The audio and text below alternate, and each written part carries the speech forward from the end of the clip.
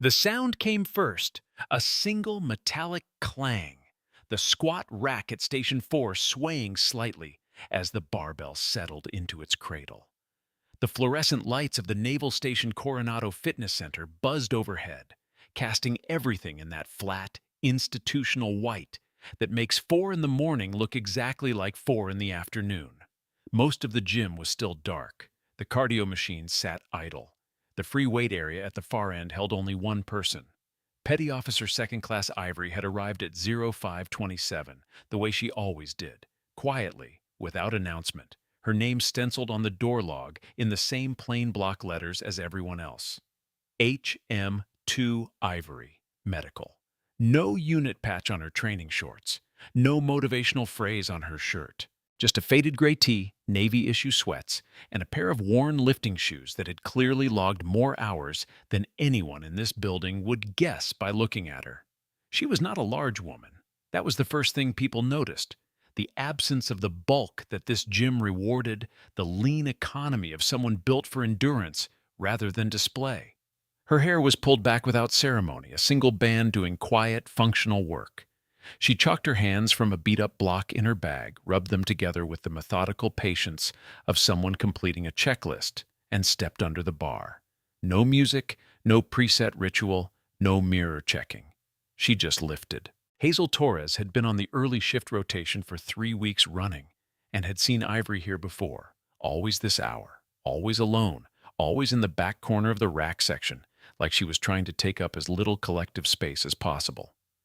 Hazel was wiping down the treadmill belts at the far end of the room, half paying attention, when the main door opened, and the world inside that gym changed the way weather changes, not gradually, but all at once. 4 men. SEAL Team 6 patch on the lead man's sleeve, visible even from across the room in that half-lit quiet. They moved through the door the way people move when they've never once had to wonder whether a space belonged to them. Broad, certain, loud in their silence, if that makes any sense. The way that a group of people who have never been asked to make themselves smaller simply don't. The one in front, Petty Officer First Class Brick Calloway, was built the way recruiting posters dream about. 6'2", shoulders that seemed to require a conscious decision to fit through a standard door frame. A jaw that looked like it had been cast rather than grown. He had the kind of physical confidence that some men wear like a coat, and others are simply born in. And Calloway had clearly never spent a moment of his life outside of it. He scanned the gym the way people scan rooms they already own, cataloging exits, equipment, and inconveniences. And his eyes landed on Station 4, on the woman using it. He stopped, not out of courtesy, out of calculation.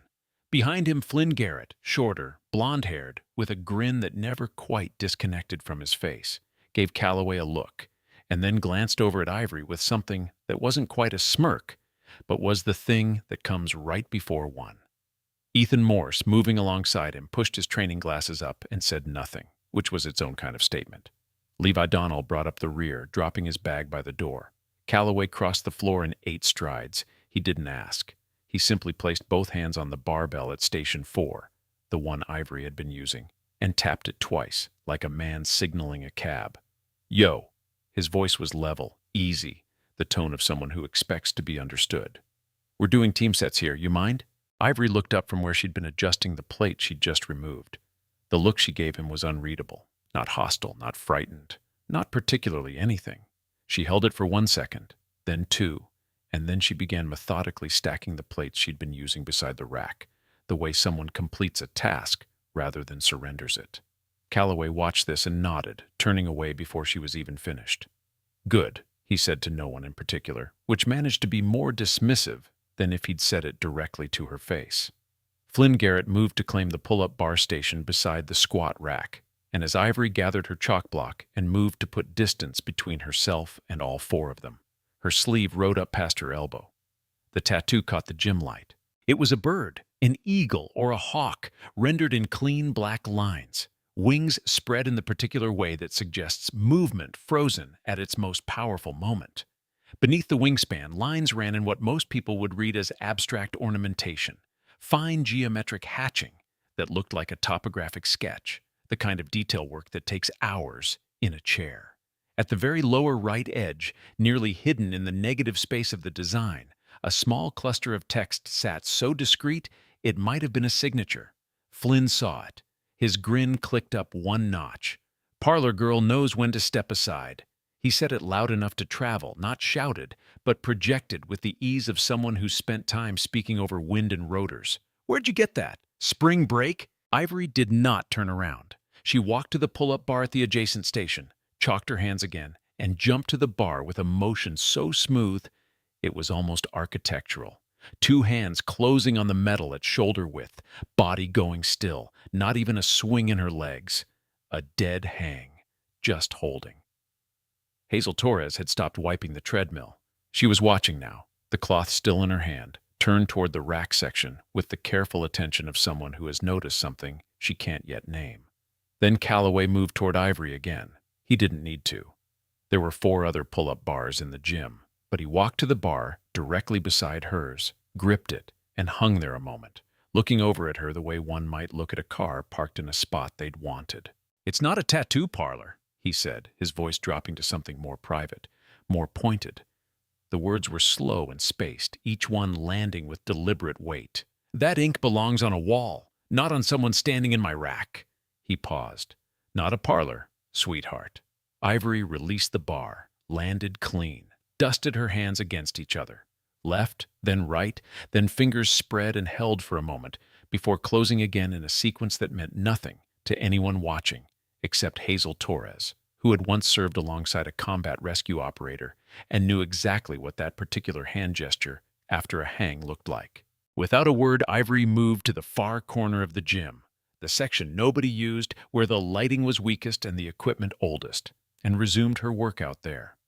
Elijah Pratt, 53 years old and 2 decades removed from active service with the 82nd Airborne, had been pulling slow, controlled deadlifts in the corner since 0500. He'd watched the whole thing from behind a pair of reading glasses he wore, for no reason anyone had ever been able to explain, since his vision tested fine. He set his barbell down, stood up, and looked at Ivory's back as she settled into her new space. Then he looked at Calloway's group, then back at Ivory. He did not speak. He sat down on the bench beside his bar and picked up his water bottle and did not say a single word, which was itself a kind of declaration. From near the door, Caleb Marsh, 19 years old, 8 weeks into his first assignment, still wearing the slightly stunned expression of a man who'd recently discovered that the Navy was not the brochure, shifted his weight from one foot to the other. He'd come in for a morning run and had instead found something he didn't have a category for yet. Beside him, Amber Novak leaned against the wall, arms folded, watching Calloway's group with the particular stillness of a woman who has learned when silence is more powerful than anything she might say. Carter Webb, NC. O, on gym duty, stationed in the glass office at the front, watched the entire exchange from behind his desk without standing up. He scratched something in his logbook, turned a page. If you've ever been underestimated, passed over, talked down to, dismissed before you ever had a chance to speak, this story is for you. Ivory's story is just getting started, and trust me, what's coming will leave you speechless. Hit subscribe so you don't miss a single second. Drop a comment below. Have you ever had to prove yourself to someone who already made up their mind about you? Let's hear it. Flynn Garrett, not yet satisfied, strolled toward the corner where Ivory had settled. He was carrying a pair of dumbbells he didn't need. They were props, really, a pretext for proximity. He set them on the rack beside her, looked at the weight she was using, and gave a slow exhale that managed to express, without a single syllable, exactly what he thought of it. 20 kilos, he said, reading the plate like it was a menu item that had disappointed him. Respect. The pause before respect took the word apart entirely. Ivory did not look at him. She was seated on the bench, back straight, preparing for the next set, her focus somewhere interior and unreachable. Flynn picked up her dumbbell and moved it further down the rack. In its place, he set one weighing 40 kilos, almost exactly double, and stepped back with the air of someone who'd just done a favor. Here, he said, use something real. 3 seconds of silence in that corner of the gym. Ivory looked at the 40-kilo dumbbell, not with alarm, not with the stiffening that comes from a challenge accepted under social pressure. She looked at it the way a tradesperson looks at a tool that's been offered, evaluating fit, not dignity. Then she sat down, positioned herself, and performed 6 clean repetitions. No back arch, no compensation, no noise. Levi Donnell, who had been setting up his own station nearby, paused mid-motion. His hand was on a barbell he'd been about to load, and it stayed there, suspended, as he watched Ivory complete the 6th rep and set the weight down without ceremony. He didn't say anything. He didn't have to. But when he turned back to his own bar, the corner of his expression had shifted by some small but visible degree, as if a simple equation had suddenly produced a remainder it hadn't expected. Calloway noticed Levi's reaction and overrode it the way people override things that challenge comfortable assumptions, with increased volume. He crossed to the gym's floor NCO station and beckoned Carter Webb out of his glass box. "Senior Chief Tills," Webb said, holding up one finger, meaning wait, and placed a call first. Raymond Tills arrived 3 minutes later, silver-haired, deliberate in his movements, carrying the compressed authority of someone who had spent 31 years making decisions. He crossed the gym floor, looked at the back corner, and then looked at the rack section where Calloway's team had assembled. A brief spatial calculus. HM2, he addressed Ivory without coming close to her. "This section's been blocked for team training." Ivory set down the weight she'd been holding. She looked at Tills with the same level expression she'd given Calloway, unhurried, undramatic, clear as still water. "The reservation board shows open access until 0700, Senior Chief." Tills turned to look at the board. It was, in fact, unmarked for this section. He looked back at Ivory. The pause that followed was almost philosophical, the pause of a man deciding which kind of problem this was. "Move anyway," he said. It was the kind of sentence that would have, in most people, cracked something open. An injustice stated plainly, requiring submission. The room felt it. Hazel Torres felt it. Amber Novak, from the doorway, pressed her lips together and looked at the floor. And then from the main entrance, the door that had been closed since Calloway's team arrived, came the sound of a keycard reader clicking and the slow, measured sound of someone entering who did not announce themselves. Commander Jasper Holt was 44 years old and walked as though every step was a considered choice. SEAL Team 3, Commanding Officer. The kind of man whose presence doesn't fill a room so much as reorganize it. The way a gyroscope makes everything around it suddenly aware of true north. Beside him, Petty Officer First Class Otis Crane carried a tablet under one arm and matched his commander's pace without trying to. Holt stopped 2 steps inside the door. His eyes moved across the gym with the practiced economy of a man trained to read environments in fractions of a second. Threat assessment, force distribution, structural features. And then they stopped. They stopped on the far corner, on the woman standing there in a gray tee, holding her ground in the section with the worst lighting in the building, a senior chief's directive still hanging in the air around her. More specifically, they stopped on her arm. Otis Crane said something quietly beside him. Holt did not move, did not respond. His eyes did not move from the tattoo. "Not yet," Holt said, so quietly it barely cleared his own lips. Calloway, who had seen Holt enter, snapped his posture into something more presentable. "Morning, Commander," he offered, with the particular brightness of someone recalibrating mid-play. Holt's eyes finally moved, not to Calloway, but to Tills, a fractional look, the kind that carries a full sentence in a single glance. Tills received it and understood nothing from it, which itself told him something. The commander moved to the free weights section and began his own warm-up. Otis Crane found a bench nearby and opened his tablet with the studied casualness of a man whose job includes witnessing things without appearing to witness them. Caleb Marsh, near the door, took his phone from his pocket. Amber Novak put a hand on his arm. "Not yet," she said. It was remarkable, though no one noticed it in the moment, that she had used the exact same 2 words Holt had. Ivory moved to the pull-up bar in the back corner. Not the same bar she'd been at earlier. That one was in Calloway's territory now, but the older bar near the water fountain, chrome worn to a dull silver in the places where chalk and time had done their work. She jumped to it with the same unhurried efficiency as before, both hands closed on the bar. She went still. Flynn Garrett set down his cable machine and walked over. He was holding a stopwatch in one hand, because Flynn Garrett was the kind of person who needed a stopwatch to perform magnanimity. "Tell you what," he said, loud enough to carry to the middle of the room. He looked at Ivory hanging from the bar and then back at Calloway, who had stopped what he was doing and was watching. "You want to prove you belong here? 5 minutes on that bar. You make it," he shrugged, generous. "You keep whatever station you want." The gym went the specific kind of quiet that forms around a line being crossed. Ivory didn't answer. She looked at the bar above her hands, then at Flynn, then at the bar again. 5 minutes, she said. She had said 4 words in the last 30 minutes. These were numbers 3 and 4. The stopwatch started. 1 minute passed. Calloway folded his arms and watched with the confidence of someone who has seen this before. A point being made, already written in his favor, already concluded. Flynn smiled at his stopwatch. Ethan Morse leaned against the wall and said nothing, but his eyes, behind their lenses, had taken on the focused quality of a man doing math. 2 minutes. Ivory's grip hadn't shifted. Her breathing was audible now.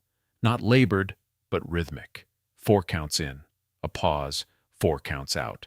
A pattern Elijah Pratt recognized from the corner of the room where he had stopped pretending to stretch and was simply watching. His jaw moved slightly. He'd heard that breathing pattern in another context, another decade, another theater. It was the rhythm they taught in certain advanced courses. Not CrossFit prep, not general athletics. Tactical breathing. The kind used to keep a heart rate stable under specific extreme operational conditions. Elijah set down his water bottle with great deliberateness. 3 minutes. Flynn's smile was less comfortable than it had been at the start. Levi Donnell had stopped all pretense of training and was standing in the middle of the floor with a towel over his shoulder, watching. Then Ethan Morse stepped closer, not toward Ivory, but toward Levi. He leaned in. "Look at her thumbs," he said quietly. Levi looked. Ivory's thumb position on the bar was not the standard overhand grip. The thumb did not wrap around. Instead, it pressed against the side of the index finger in a hook grip, the configuration used by people who need to maintain hold under load while moving vertically, usually along ropes, usually with weight attached, usually in environments where letting go is not a theoretical consideration. "That's a combat grip," Ethan said. Levi said nothing. But the part of his expression that had shifted earlier shifted further. 4 minutes. Carter Webb had come out of his glass office and was standing at the edge of the room. Nobody had asked him to. He was just there, like a man who has walked toward a window because something outside has changed. 4 minutes and 30 seconds. Raymond Tills, who had delivered a direct order to move and watched it go unexecuted and had said nothing since, stood near the far wall with his arms folded and his eyes fixed on the woman at the bar with an expression that no longer contained the certainty it had held 20 minutes ago. 5 minutes.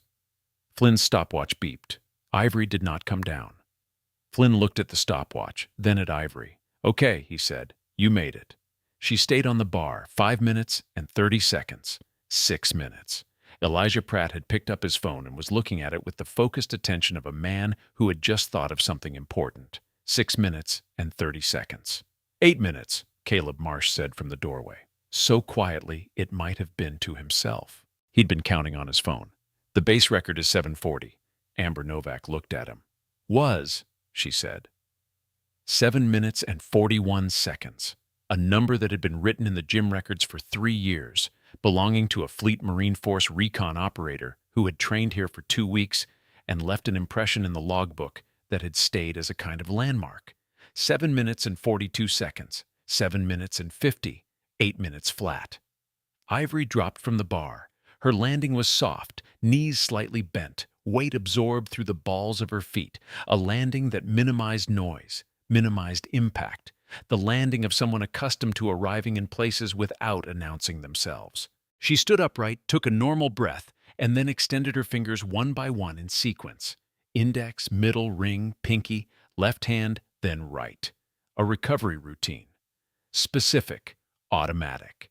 The kind built into muscle memory through repetition in environments where the fingers need to work immediately after the hang. Senior Chief Tills stared at her hands. Commander Holt, 15 feet away, had stopped his warm-up entirely. Flynn Garrett had turned off his stopwatch and was holding it loosely, looking at it as though it had given him information he wasn't sure what to do with. Ethan Morse pushed his glasses up, looked at Ivory's hands, looked at the bar. "CrossFit athlete," he said. He looked at Flynn. "She's a CrossFit athlete, one of those YouTube competitors." He said it with the particular energy of a man reaching for a life raft. Flynn latched onto it immediately. Carter Webb, from his position near the wall, audibly exhaled and nodded. The room accepted this explanation the way a room full of people accepts any explanation that resolves a discomfort, quickly and without examination. Elijah Pratt did not nod. He looked at the bar, looked at Ivory's hands, still completing their methodical finger-by-finger extension, looked at the old chalk marks on the bar, and he stood up from his bench, walked across the room, and placed himself 3 feet from Ivory, facing her. He was quiet for a moment. Then, 82nd Airborne, he said, 98 to 2006. He waited. He was not asking a question. He was offering a coordinate, the way old soldiers sometimes do, laying a flag in the ground, waiting to see if someone else will recognize the territory. Ivory looked at him. Her face was the same open, unreadable surface it had been all morning. She held his gaze for 3 full seconds. Then Elijah said, "You don't have to say anything."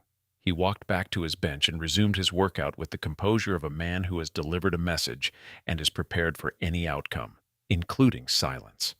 Hazel Torres watched him sit down. Then she watched Ivory, who had turned toward the water fountain, whose sleeve had ridden up slightly again, whose tattoo was briefly visible in the better light near the fountain. The eagle's wings, the fine hatching underneath, and at the bottom right corner, a cluster of markings too small to read from across the room. Hazel was a corpsman. She'd completed her trauma rotation at Balboa. She knew the topography of military ink, the flash of the 75th Ranger Regiment, the trident, the scroll. She didn't know what this was, but she knew what it wasn't. It wasn't spring break. It wasn't a parlor. Otis Crane, on his bench across the room, had his tablet open and was typing something with the focused efficiency of a man running a query. He looked at the screen. He looked at Holt's back. He looked at the screen again. His jaw tightened by 1 visible degree. Brick Calloway had been watching all of this without the certainty he'd walked in with. The morning had not unfolded the way mornings in this gym unfolded. The woman in the back corner had not behaved according to any of the established scripts. She had not argued. She had not cried.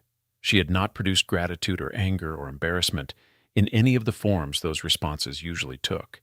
She had simply continued existing in the space, quietly, completely, like something that had been there before the gym was built and would remain after it was gone. This bothered Calloway in ways he would not, at that moment, have been able to articulate. He decided to resolve it the way he resolved things, directly. He crossed to the water fountain area, arriving just as Ivory straightened from her drink. He planted himself in her path, not aggressively, just presently, the way a door is present. "I don't know what game you're playing," he said. His voice was low now. "Not for the room, for her. But this is my gym, my people. You've been here since before 0530, pulling every stunt in the book." He paused. "Who are you, really?" Ivory looked up at him. The look was level, not defiant, not afraid, simply direct, the way a horizon is direct. It doesn't argue with you. It's simply where it is. She held the look for 3 seconds. Then she stepped around him and walked back toward the far corner. Calloway turned to watch her go. His mouth opened slightly, then closed. Flynn Garrett, who had witnessed it from 20 feet away, looked at the floor. Even he didn't have a line for this one. You felt it too, didn't you? That moment where something doesn't add up, where the person they dismissed starts looking less like a victim and more like something else entirely. We're at the halfway point. And I promise you, what Ivory is hiding is bigger than anything Brick imagined. Subscribe if you haven't already, and share this with someone who needs to hear it today. Ethan Morse had been thinking for several minutes. He was a weapons systems specialist, EOD qualified, additional training in advanced ordnance, the kind of technical background that made him, in Calloway's team, the person who was called upon when something needed to be precisely understood. He had a habit of testing things the way engineers test things, by applying load and observing behavior. He walked toward the corner where Ivory was resting between sets. "Harmless question," he said, which was the kind of opening that announces precisely the opposite. He settled on the bench beside hers, uninvited, projecting conversational ease. "You work medical, yeah? Combat Lifesaver certified?" Ivory looked at him. "Yes." "Right, so what's the recommended grip width for Jumar ascent in a vertical cave extraction?" The question landed in the space between them, and for a half second nothing moved. It was an extraordinarily specific question. Jumar mechanical ascenders were pieces of technical rope equipment used in caving, in technical search and rescue, and in a small number of classified military contexts involving vertical or semi-vertical insertion and extraction in confined terrain. The specifications Ethan had asked about were not in any field medical manual. They were not covered in combat lifesaver training, advanced trauma life support, or any corpsman curriculum that Ethan knew of. He'd asked it as a test, a box that should have produced a blank look, a shrug, and I don't know what that is. Ivory opened her mouth and answered, shoulder width plus 4 centimeters, offset for angle when pitch exceeds 60 degrees, adjusted for ascender model and operator weight. She cited a number, precise, technical, correct, and then stopped. A beat of silence. She looked at Ethan. Ethan looked at her. He did not move, did not speak. Behind his lenses, his eyes had taken on the flat, processing quality of a computer working through a calculation it did not expect. Ivory had just recited a specification from a course that had, as far as Ethan knew, a total enrollment somewhere in the double digits, nationally, annually, in any given year. A course that was not civilian, not publicly listed, a course he knew about only because a warrant officer in his chain of command had attended it in 2011 and had mentioned it once, obliquely, in a context that did not invite follow-up questions. Jumar Ascent specs, to that precision, did not live in the head of a corpsman who filed medical records and worked base clinic rotations. Ethan turned to Levi. His voice was barely a breath. Jumar specs aren't in any medical training curriculum. Levi said, I know. They both looked at Ivory, who had picked up her water bottle and was looking at neither of them, her jaw set in the particular way of someone who has just said more than they intended, and knows it, and has decided that the correct response is stillness. Carter Webb had returned to his office. He reached up and toggled the breaker that controlled the lighting in the far corner. The back section, the section with the old equipment, the section where Ivory was sitting, the lights went out. Ivory sat in the dim residual light from the main floor and did not move. She was perfectly visible from the main area. The darkness was theatrical, not practical, and she simply resumed her breathing and placed her hands on her knees and waited with the patience of someone who has spent time in places where the light was considerably less. Floyd Kessler, master at arms, who had come in for his own shift prep and had been standing near the secondary entrance for approximately 4 minutes, took a step toward Carter Webb's office. Carter saw him coming and turned the lights back on. Senior Chief Tills, who had been on his phone in the far corner for the last 90 seconds, ended his call. He looked across the gym at Ivory, then at Holt, then at Ivory again. He walked to Carter Webb's position and said something in a voice too low for anyone else to hear. Carter Webb put both hands flat on his desk and looked at the surface of it. While this was happening, Hazel Torres had crossed the room. She came to stand near Ivory's bench, not at it, but near it, close enough to be visible, far enough to not be presumptuous. She spoke quietly. I know what you're doing, she said. And then, at Ivory's glance, I don't mean like that. I just mean I see it. You're not going to give them what they want. She paused. You're doing the right thing. Ivory looked at her for a moment, something fractionally adjusted in her expression. Not warmth, exactly, but recognition. The acknowledgement of someone who has been seen by a person worth being seen by. Then Ivory looked past Hazel at the opposite side of the gym, at Otis Crane, who had stopped typing and was looking at his tablet with the stillness of a man who has found something he did not expect to find. Crane's eyes moved to Commander Holt's back. He stood, crossed to Holt, and held the tablet screen in front of him at a low angle, turned so only the two of them could see. Holt looked at the screen. He closed his eyes. When he opened them, he was looking at Ivory. Brick Calloway, who had been watching Holt's body language with the instinct of someone accustomed to reading commanding officers at a distance, saw the change. He couldn't name it, but he could see it. The almost imperceptible shift in how Holt was standing, the quality of attention in his face, the fact that Crane had closed his tablet and stepped back and was now watching Ivory with something that looked, at this distance, like caution. Calloway did not like things he couldn't name. They made him want to resolve them. He walked across the gym floor, through the middle of the space, deliberately, giving himself the whole room as an audience, and stopped in front of Ivory's bench. This time his voice did not modulate for privacy. This time it carried. I don't know what game you're running, he said, but I'm going to be straight with you.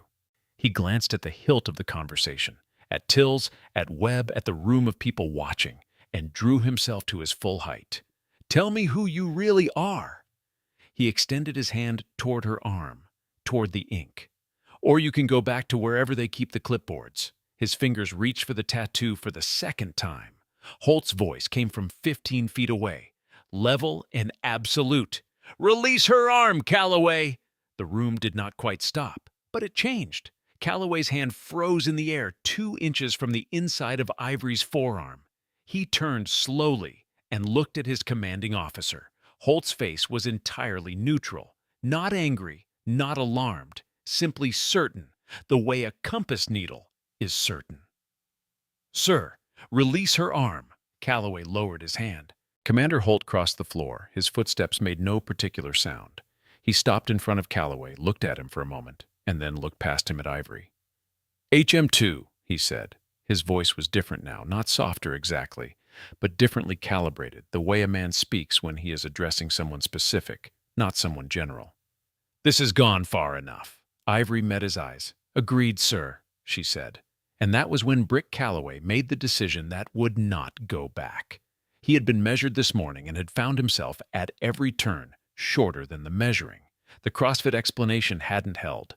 The Jumar question had opened a door he still couldn't see behind. His commanding officer was standing between him and a corpsman who had not once raised her voice or her hands, and there was something in all of this, in the whole 30-minute accumulation of it, that felt, to a man who lived inside certainty, like standing on a floor that had started asking questions. He couldn't have it. "Commander," his voice was loud enough. "With respect, she's been blocking team equipment since 0527. She won't answer a direct question. She won't—" "Calloway." Holt did not raise his voice. He did not need to. There was in his tone what there is in the sound of a door locking. Final, physical, complete. "I am speaking." Calloway stopped. Holt looked at Ivory for a long moment. Then, in a motion that had no drama in it, no theater, no announcement, because the people who have earned things never need to announce them. He reached out toward her arm, not to grab it, to look. He leaned slightly forward and looked at the lower right corner of the tattoo, at the cluster of markings Hazel Torres had not been able to read from across the room. A serial designation in 2 parts, a letter number sequence, and beneath it, a unit identifier. 4 characters total, plus a slash, plus an abbreviation. PH-7/AFSOC. The color did not drain from Jasper Holt's face. Men trained the way he was trained don't drain. But something behind his eyes went very still. The specific stillness of a man confronted by something he last saw in a classified briefing room in 2009, in a document that had been collected and shredded before the meeting was over, and that he had thought, in the years since, he would never see again. He straightened. He looked at Ivory. She was watching him, not to see if he recognized it. She already knew whether he would or not. She was watching to see what he would do with it. "You weren't supposed to be here this morning, Commander," she said. 3 seconds passed in the gym like 3 hours. "Neither were you," Holt said quietly. 6 years ago. And yet, the room did not understand this exchange. But the room felt it. The way you feel barometric pressure change before rain arrives, without knowing yet what the weather is. Caleb Marsh had his phone out. Amber Novak did not stop him this time. Hazel Torres pressed one hand over her mouth. Elijah Pratt stood up from his bench without thinking. The automatic posture adjustment of a man returning to parade rest, the body remembering what the mind hasn't caught up to yet. Brick Calloway looked at Holt, looked at Ivory, looked at the tattoo. Something fundamental was shifting, and he could feel it the way you feel an aircraft entering turbulence, not in your eyes, but in the lower part of your chest, below all reasoning. "Commander," he said, and his voice had changed. The certainty was still there, but now it was a question wearing a certainty's clothing. "Who is she?" Jasper Holt did not answer him. He was looking at Ivory, and Otis Crane, tablet in hand, was walking quietly to stand at his commander's left shoulder. And Raymond Tills had stopped moving entirely, and somewhere in the building the HVAC system clicked over and the ventilation shifted and the gym went, just for a moment, just for the space between one breath and the next. Very, very quiet. What no one in that room knew yet, What Brick Calloway had no framework to understand, what Flynn Garrett's stopwatch had not been built to measure, was that the woman they had spent the last 30 minutes dismissing had once stood in a narrow valley outside Kandahar province and made a decision in the dark that brought 14 operators home from a mission that no longer existed in any record anywhere. And the man now standing beside her was the person who had signed the orders that sent them there.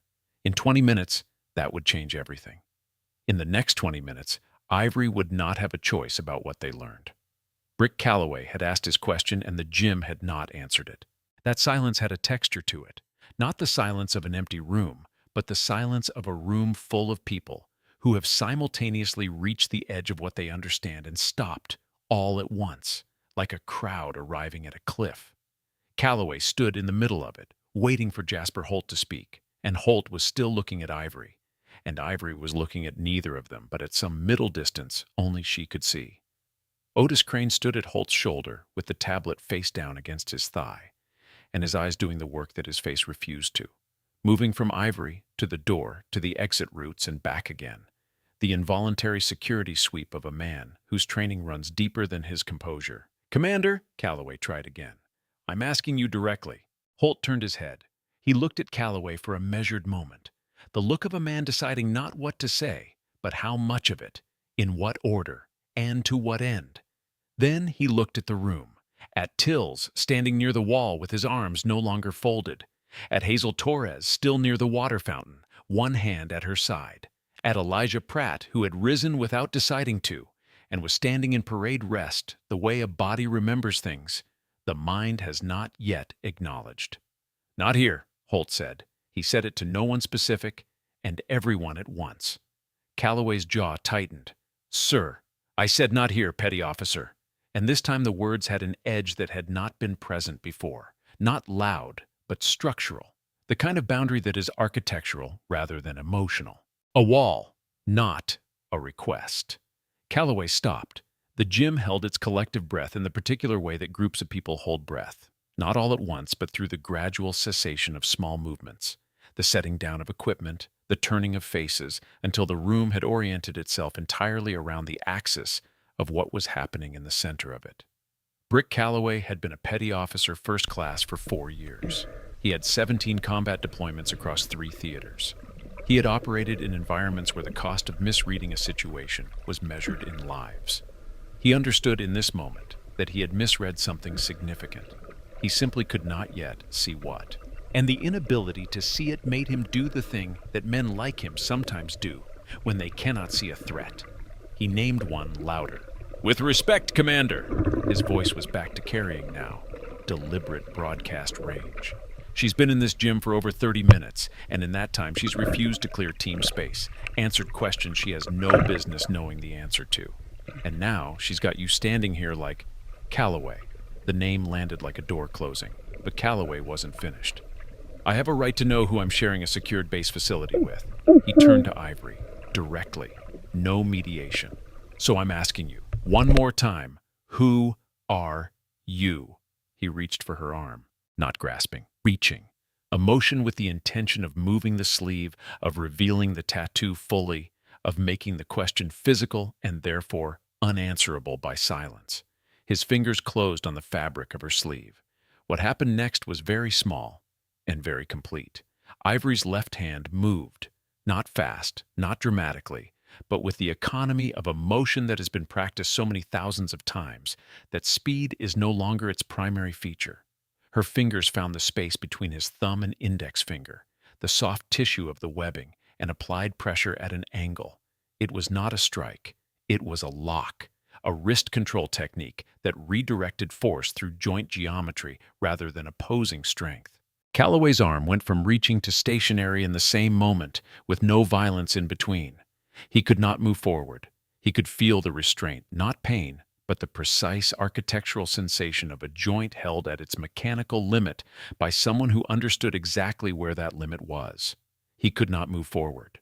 He tried once to recover the motion. Ivory's grip did not change. She was looking at him, not up at him, though he was significantly taller, but at him levelly, the same way she had looked at everything this morning, clearly, completely, without distance. 3 seconds. Then he pulled back hard, a reaction move, frustration overriding technique, and the sudden backward force did what the forward force hadn't. It caught the shoulder seam of Ivory's sleeve at exactly the angle where the fabric was thinnest, and the shirt tore, not dramatically, not in the way shirts tear in movies, with a full ripping sound and a theatrical moment of exposure. It was a clean split along the seam, 6 inches of fabric parting at the shoulder where the cotton had worn thinnest from repeated washes, and it happened in the time it takes to blink. One motion, one sound, small and definite, and the tattoo was fully visible. All of it now in the direct overhead light of the main gym floor. Not the dimmer back corner where it had been glimpsed and half seen all morning, but here, in the center of the room, under fluorescence that left nothing ambiguous.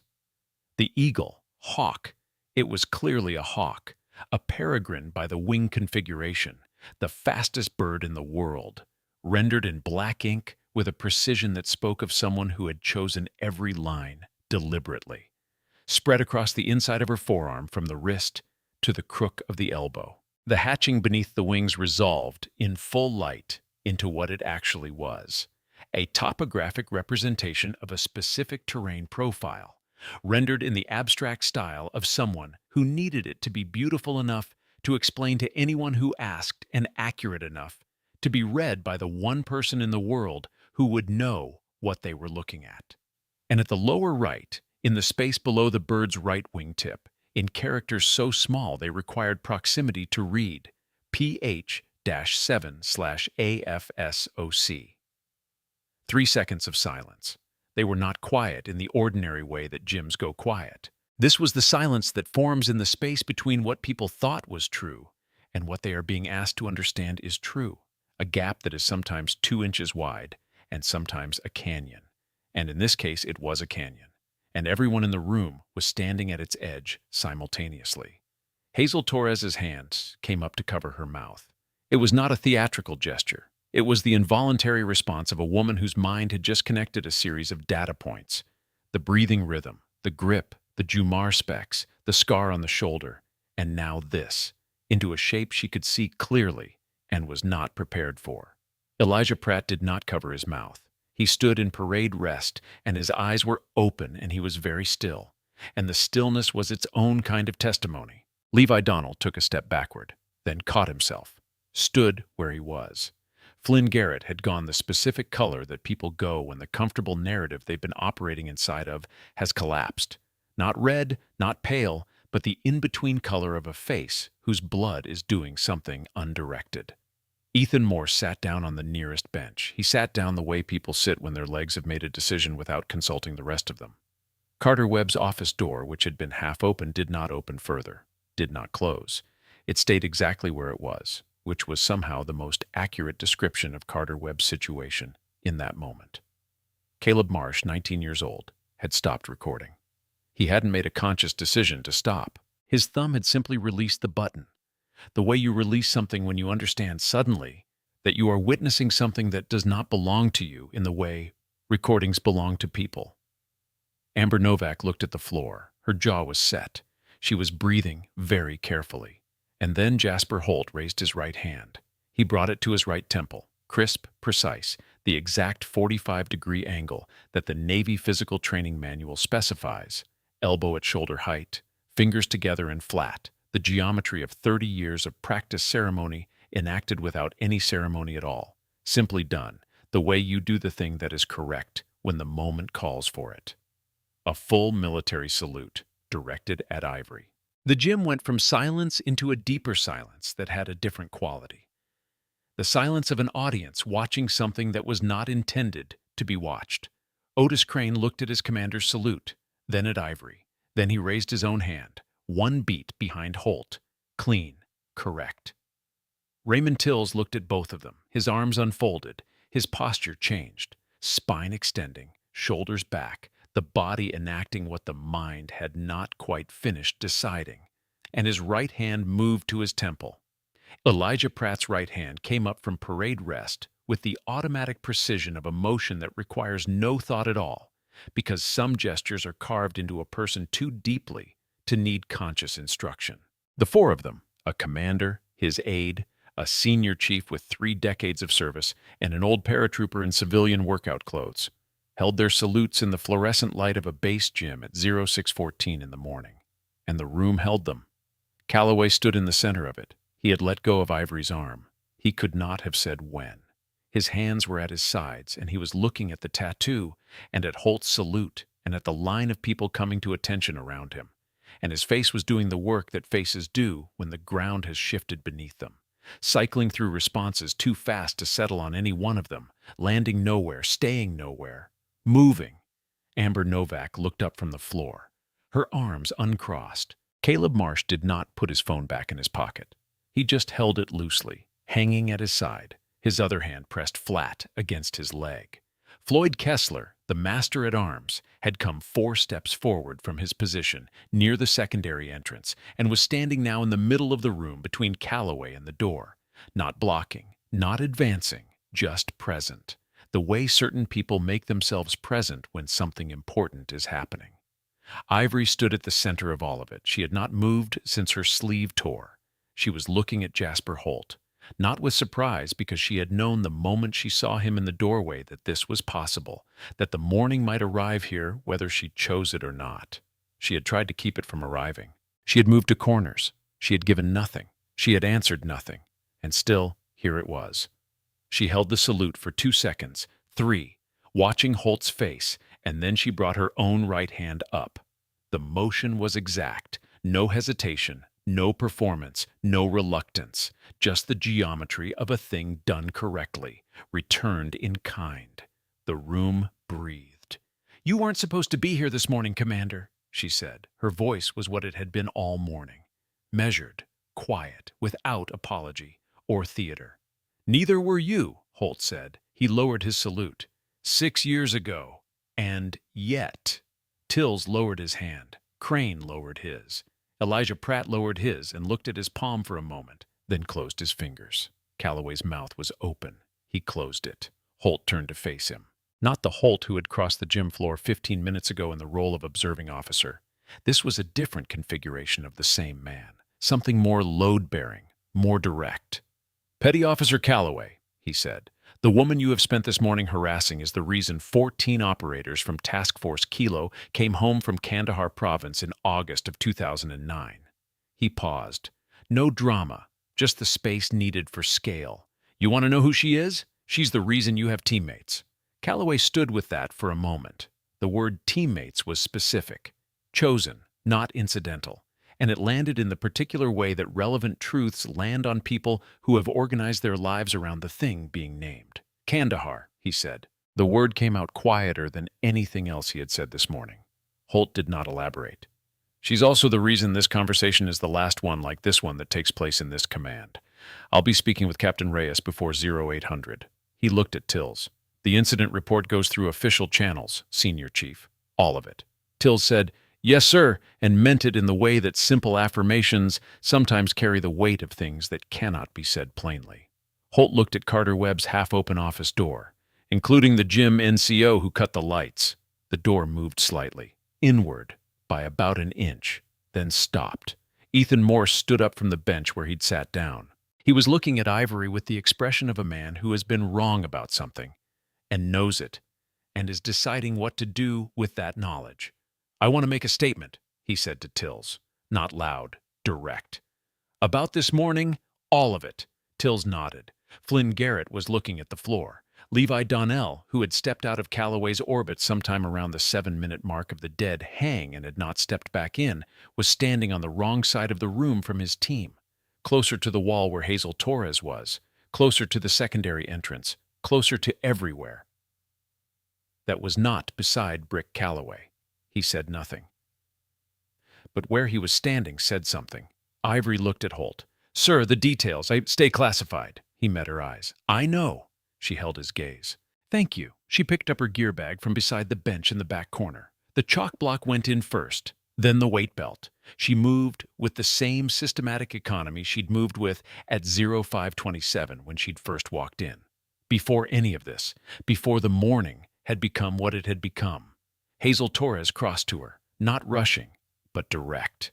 She said very quietly, "I'm sorry for not saying something earlier." Ivory looked at her. "You stayed," she said. "That counted." Hazel pressed her lips together, nodded. Ivory zipped her bag and slung it over one shoulder, the shoulder on the side where the scar was, which might have been deliberate and might have been simply how the bag was weighted. She looked at the room once. Not a speech, just a look, the kind that records rather than addresses, the inventory of a person who has memorized rooms as habit.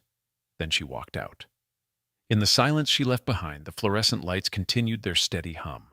The squat rack at Station 4 stood empty.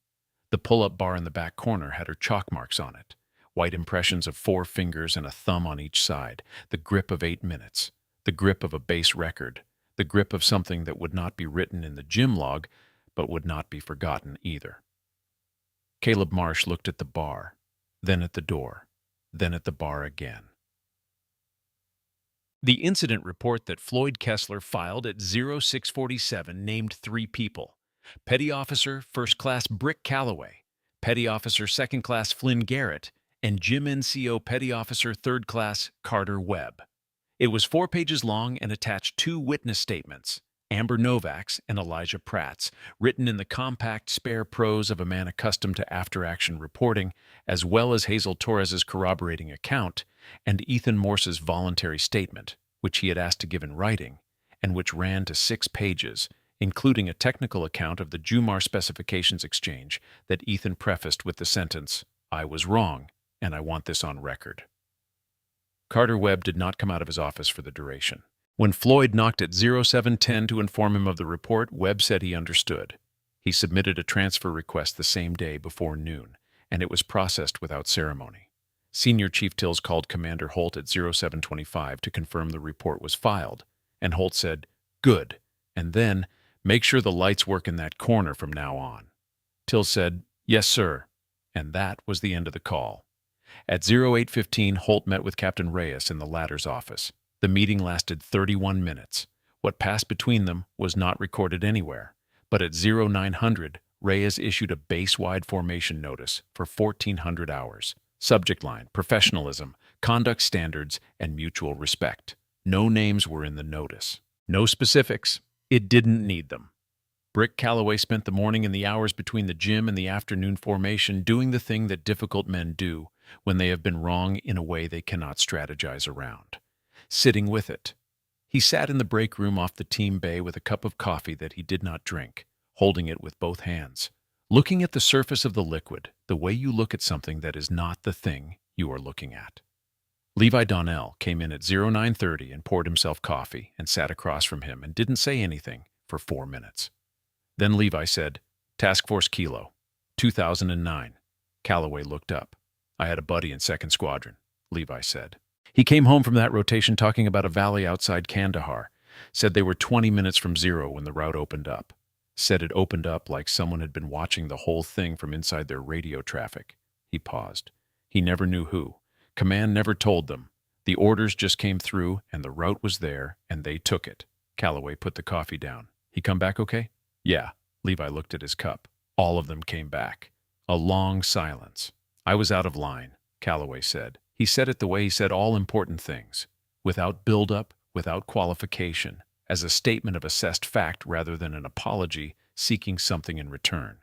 Levi nodded once. They finished their coffee. At 1100, Calloway walked to the base medical bay. He knew where it was, not because he'd needed medical, but because he'd passed it daily for 6 months and had never paid it particular attention. The way you don't pay attention to something until the context changes, and then you see it differently. The way a street looks different when you know that something significant happened on it. He went inside. The bay smelled like antiseptic and recycled air, the universal interior of military medical spaces. A young corpsman at the front desk told him HM2 was with a patient. He sat in a plastic chair by the door and waited. At 11:15, a door opened at the back, and Ivory came out, reviewing a clipboard, speaking quietly to the corpsman behind her about a medication dosage. She was in scrubs now. The teal of medical personnel, sleeves extended, hair still pulled back in the same functional band. She looked, in this context, exactly like what her file said she was. A Navy nurse, a second-class petty officer, a logistics element in the vast medical infrastructure of a working naval station. She looked up and saw Calloway. She held the look for a moment. Then she said something to the corpsman behind her. "I'll be 1 minute," and came to stand in front of the chairs. Calloway stood up. He had spent time in the break room, thinking about what he would say when he arrived here, and he had organized a reasonably coherent set of words. They had not survived the sight of her face. "HM2, he said. "I was wrong." He stopped. Then, "About all of it, this morning. The things I said, the things I did." He was not looking at the floor when he said it, which cost him something that it wouldn't have cost a smaller man. "I'm sorry." Ivory looked at him for a long moment, not to make him wait, just looking, the way she looked at everything, with the same clear, complete attention. "Noted, petty officer," she said. She reached out and took the clipboard back from where she'd set it against the chair, and she returned to her work. Calloway stood there for another 2 seconds. He looked at her back, at the sleeve of the scrubs, extended and professional, giving nothing away. He thought about the pull-up bar and the 8 minutes and the grip he'd seen in the bar's chrome and the Jumar specs and the salute. And somewhere in a valley outside Kandahar in 2009, 14 men walking a route that had opened for them in the dark. He walked out of the medical bay. He didn't speak to anyone on the way back. But when he passed Levi Donnell on the path between buildings, he gave a short, precise nod, the kind that carries a completed sentence. And Levi returned it, and they kept moving. What Jasper Holt just revealed will stay with you long after this video ends. Stories like Ivory's don't get told enough, the quiet ones, the ones who serve without asking for recognition. If this hit you somewhere deep, share it. Subscribe for more stories of forgotten heroes finally getting what they're owed. And tell me in the comments, what was the moment you knew Ivory was more than she appeared? The 1400 Hours formation was held on the main parade ground in Class A uniforms, which was itself a signal. This was not a training evolution or an administrative meeting. Class A called on people to arrive in the full dress of their service, to stand in it, to be measured by it. The sun was direct and the concrete held the morning's heat, and there were 212 personnel assembled in rows across the yard. Captain Reyes spoke for 11 minutes. He spoke about the tradition of the service, about the compression of trust that makes small units function under impossible conditions, about the particular responsibility that experienced personnel carry toward those newer than themselves, and toward those who work alongside them in capacities that might not wear combat patches, but are no less essential to the mission. He did not name anyone. He did not describe the morning's events. He did not need to. The base had the particular physics of small, isolated communities, where information travels through walls, and by 1400 most of the 212 people standing in the formation had heard some version of what had happened in the gym. At the end of the formation, Senior Chief Tills announced the disposition of the report. Written reprimand for Calloway, 30 days suspension from team training privileges. Official counseling for Flynn Garrett and Carter Webb. Permanent career notation, conduct review at 90 days. The details of the incident, beyond the conduct violations, were not discussed publicly, per Commander Holt's direction, and the name of the individual at the center of it was not spoken. The formation was dismissed. As personnel broke from their rows, a group of 8 men, E5s and E6s from the 3rd Platoon rotation, most of whom had been in the gym as peripheral witnesses or had heard from those who were, moved toward the pathway that Ivory would walk to get from the medical bay to the barracks. They did not plan this. They simply found themselves there, in the same way a group of people sometimes arrives at the same place by different routes and stands together without having agreed to. When Ivory came down the path, they stood without speaking. No salute. She was in scrubs. The context didn't call for it. They simply stood. Ivory walked through them. She met the eyes of the nearest one, a young petty officer, maybe 22, holding his cover in both hands, and nodded once. He nodded back. She continued walking. One of the older men, a first class who'd been in SWCC for 7 years, watched her go. Then he said to the man beside him quietly, "I want to know what she actually did out there." The man beside him, who had a friend in logistics who knew someone who'd been in 2nd Squadron in 2009, looked at the path where she'd gone. "No," he said, "you don't." He said it with the particular weight of someone who understands that some things are complete in themselves and don't require the details to be heavy. You just know that she did it. That's enough. The group dispersed.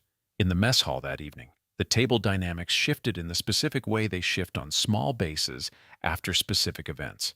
Not dramatically, not all at once, but perceptibly. The corner table where Ivory had been eating alone for 6 weeks was no longer a corner table. Hazel Torres brought her tray there. Amber Novak followed. Elijah Pratt, who ate with the senior NCOs, looked across the hall once and raised his coffee cup by half an inch. Not a toast, just an acknowledgement. And Ivory saw it and looked back at her food. Ethan Morse ate with his team, as he always did. But when he walked past the table where Ivory was sitting, he stopped and set down a challenge coin. A plain one, the generic base issue kind, nothing classified, next to her tray. He didn't say anything. He walked on. Ivory looked at the coin. She picked it up and turned it over once in her fingers. The specific motion of someone for whom challenge coins have been part of the language since before they became collectibles, and put it in her pocket. Flynn Garrett ate in his barracks room. At 2000, Caleb Marsh found the door to the fitness center unlocked because it was never locked. It ran 24 hours. And he went in and stood under the lights in the back corner and looked at the pull-up bar. The chalk marks were still there. He reached up and put both hands on the bar and held it, and started counting seconds under his breath. He made it to 4 minutes and 21 seconds before his grip gave out. He stood for a moment, breathing, looking at the bar. Then he made a note in his phone, 0500. He set it as an alarm. He went to his bunk and slept. Jasper Holt had a habit of finishing the day's administrative work before 2100 and then sitting for a half hour with whatever he was reading before sleep. It was a discipline, like most of his habits, installed over decades because it served a function, the transition between operational mind and something slower, something less tactical. Tonight he did the administrative work, and then he did not reach for the book. He opened the encrypted partition on his government laptop, the one that required a secondary credential. Most people in his chain of command didn't know he held, and navigated to a folder labeled PH7 after action, /Kandahar Province, /August 2009, /classified. The folder was read only. He had not been authorized to add to it in 4 years. He opened the final document, the operational summary, 12 pages, 3 of which were fully redacted and 2 of which were partially so, and he went to the last page. The last page had a list of 14 names.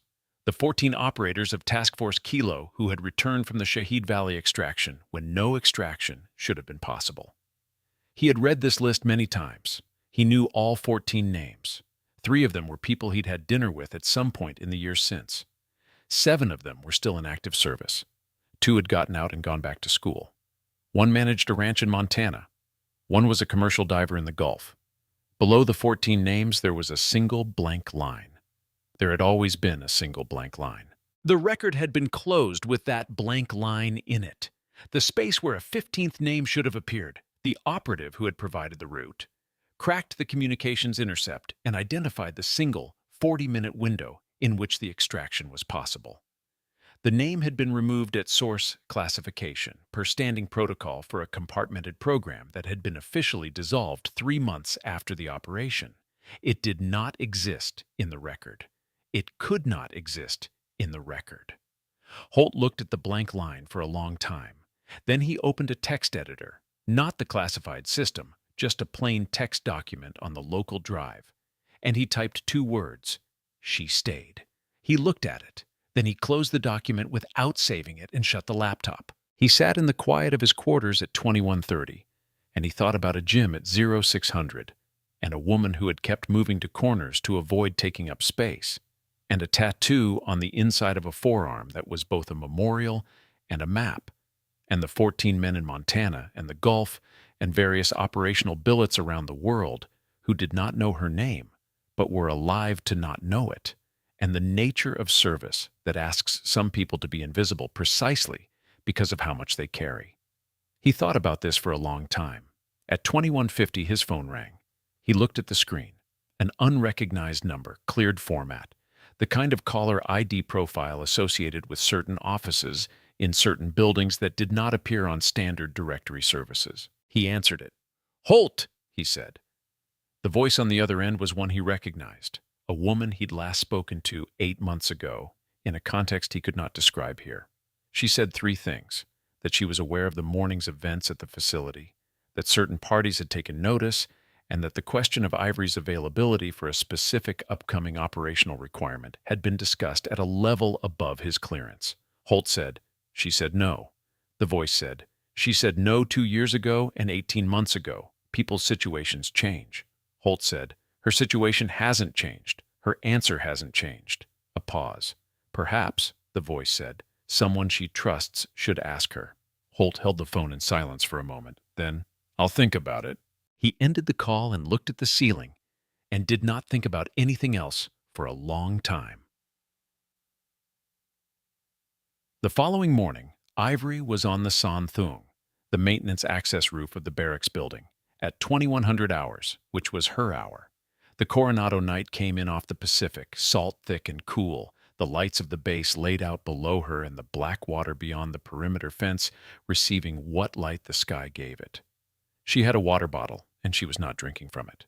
She was just standing, the way she stood when she had decided to be somewhere rather than moving through it. Her phone vibrated. She looked at the screen.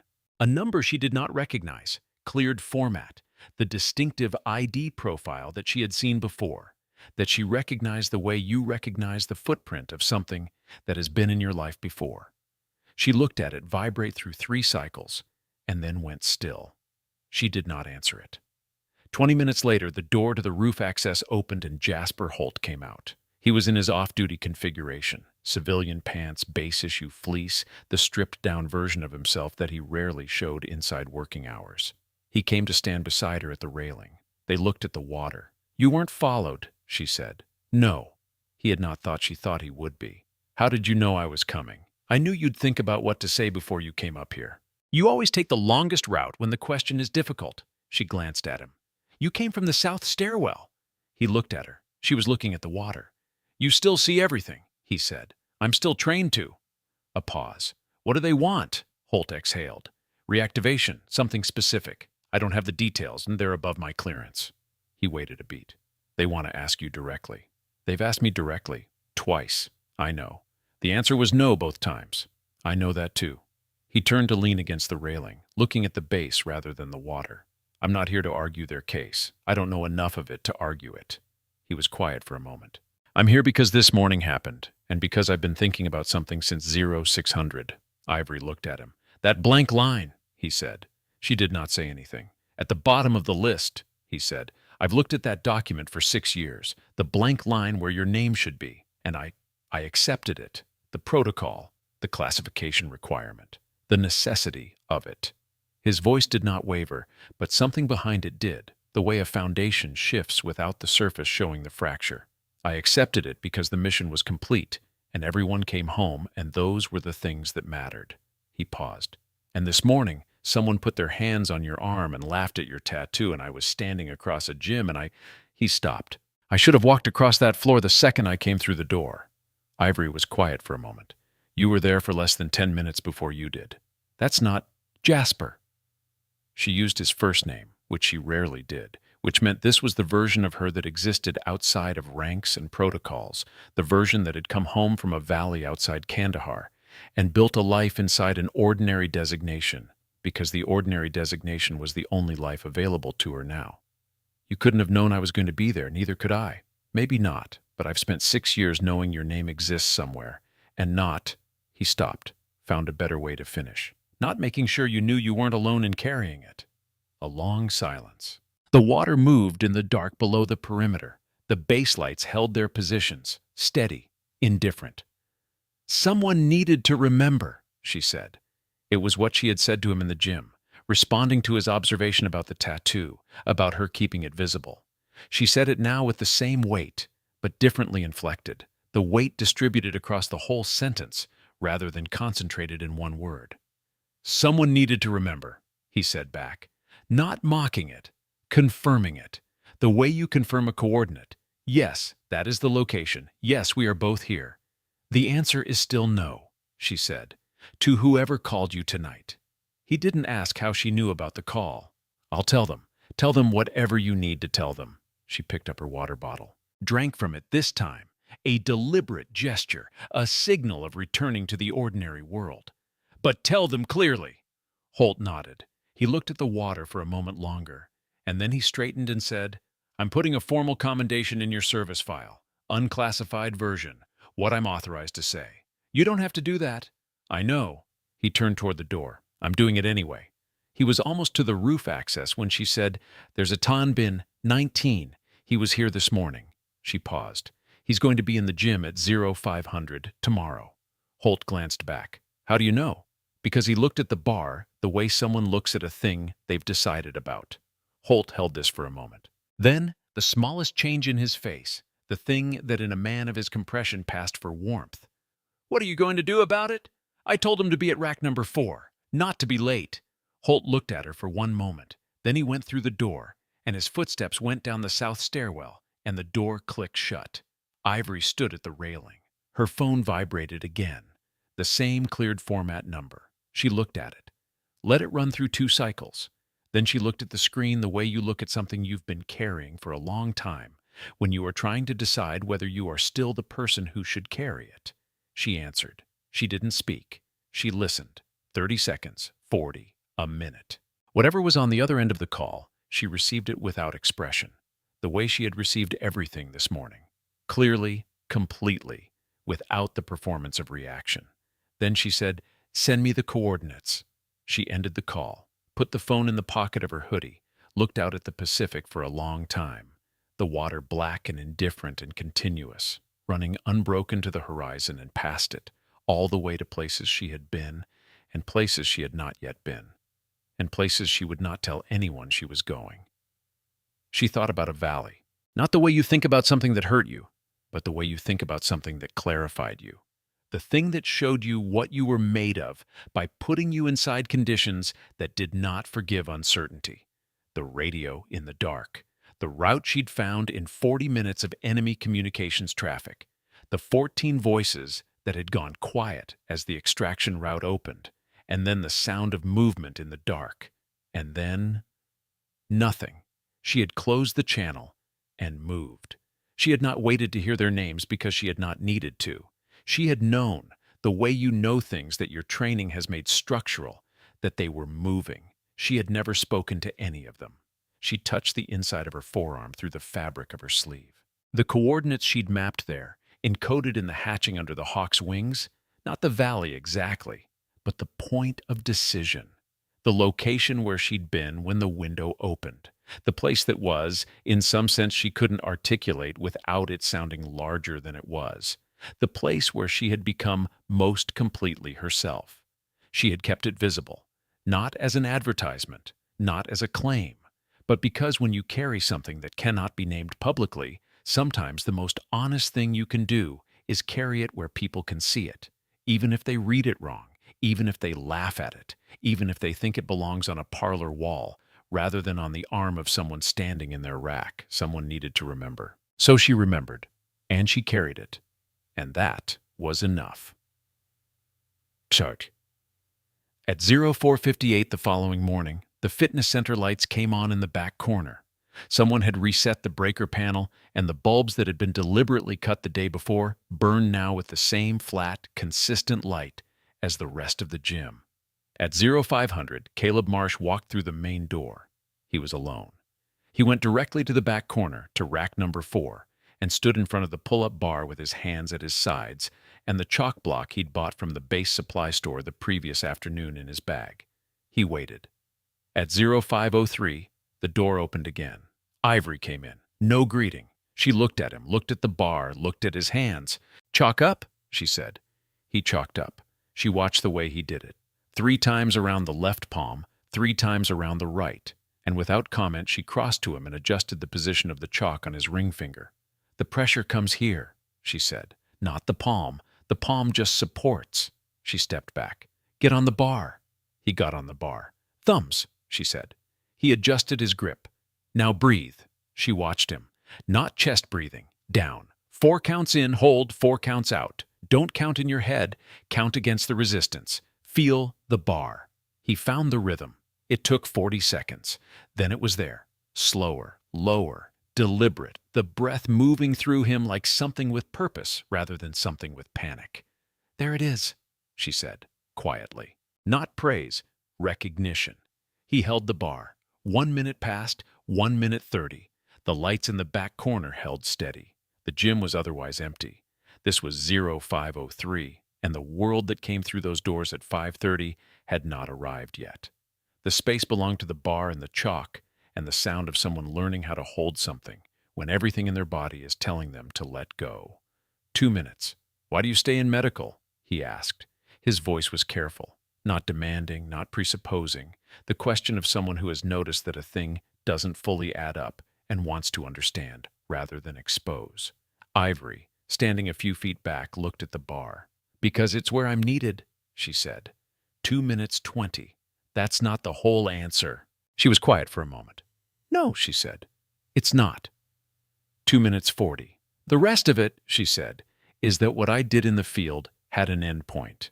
There was a mission, and it was completed, and it's over." She paused. "What I do here doesn't have an end point. Every day someone needs something, and I can provide it.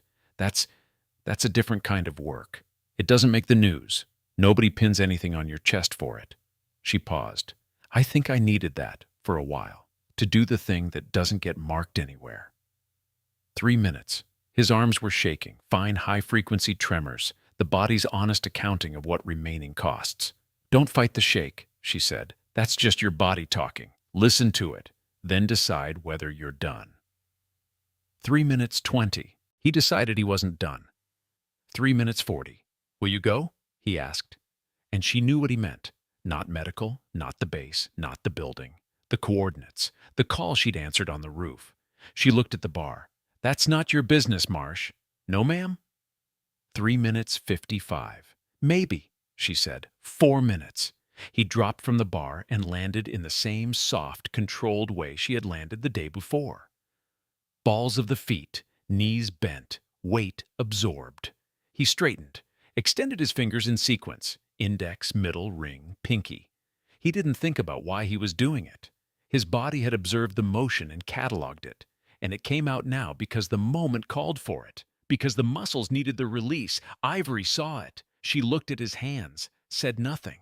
He bent to his bag and took out his log and wrote 4 minutes flat. He looked at the number, then he looked at the bar. "Same time tomorrow?" he asked. Ivory had already moved to the next station. She was chalking her hands. 3 times around the left, 3 times around the right, pressure on the ring finger, the palm just supporting. She jumped to the bar. "Don't be late," she said. That evening, on the bench outside the medical bay, the one that faced west where the light went slowly out of the sky in the way it does over Pacific installations in the fall, all orange first and then a gray that was almost purple, and then the deep Pacific dark of salt air and distance, Senior Chief Raymond Tills sat with a mug of coffee that had gone cold 20 minutes ago. He was looking at nothing in particular when Elijah Pratt came around the corner on his evening walk and stopped when he saw him. "Mind?" Pratt said. "Bench is big enough," Tills said. Pratt sat. They looked at the sky for a while. The kind of silence that 2 men who have been in uniform for a combined 6 decades can sit in without it requiring navigation. "I knew," Pratt said eventually. Not proud, not confessional, just factual, the way he said most things. "Knew there was something, I mean. Didn't know what." Tills looked at his cold coffee. "I gave her a direct order to move." "Yeah." Pratt was quiet for a moment. "She moved. She was right. The board was clear." Tills turned the mug in his hands. "I gave the order because Calloway asked me to." "I know." Another pause. "You're correcting it." "Starting to." The sky went through its gray. Below the bench, 2 junior petty officers walked past on the path, talking about something unrelated, a movie, a weekend plan, and their voices faded as they moved away. "What unit was she?" Pratt said. "I don't have that clearance," Tills said. Pratt nodded. "Neither do I."